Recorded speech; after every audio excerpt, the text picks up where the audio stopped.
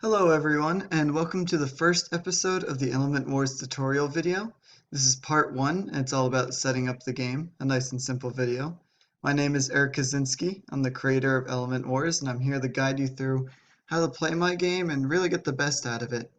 This episode will be covering what it takes to build a deck of Element Wars, and for the rest of the tutorial videos, it will be assumed that you'll be making the exact deck you see here, in order to make this tutorial flow more smoothly.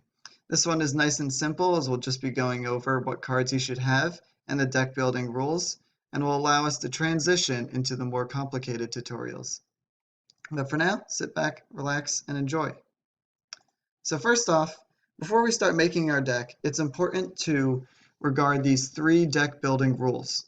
So first off, a deck may contain no less than 50 cards. So you need to obtain at least 50 Element Wars cards before considering making a deck.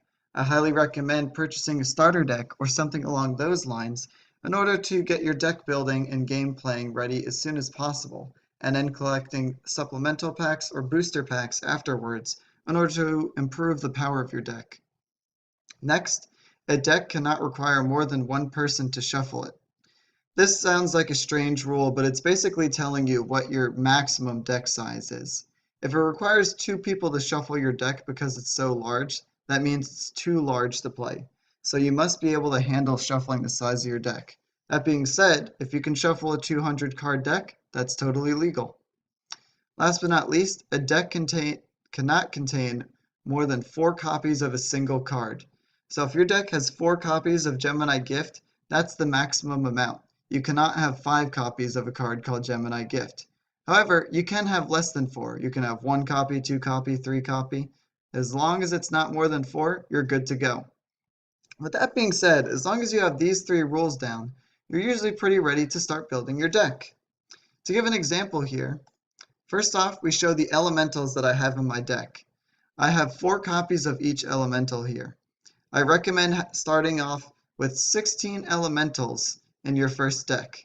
This, as you'll play over time, you'll probably find that it's a little more than you actually need. However, it's good for starting off the game and ensures that you'll draw as many elementals as you need so as not to encounter something known as a mulligan, which we'll cover in future videos. I highly recommend laying them out like I have here. That way you can see just what elementals you have and how many you have. Up next, we have the ability cards and unlocked ability cards. Again, in a future tutorial video, we'll be covering what these different card types are and how you can play them. But for now, I just highly recommend trying to make a deck just like this. If you purchase the dual deck Fire versus Light, then you'll have these same cards in your deck, so you won't have to worry about trying to collect these cards for this tutorial. In this case, you can see I've laid out what I think are some of the best ability cards in the fire element. Nice and neat. We have the unlocked ability cards on the right and the ability cards on the left. We'll discuss what they do, as I said, in future videos. Next, we have our essence cards. Fire doesn't have many essences, and we'll also discuss what the different elements do in a future video, but it's still good to have these 4 copies of Wildfire, so I have them laid out. Last but not least, before I wrap up, don't be afraid to put these 4 white cards called Gemini Gift in here. Gemini Gift is a very good card, and again, we'll be explaining how these elementless cards, as they're called, play into the game, so don't be afraid to throw them in.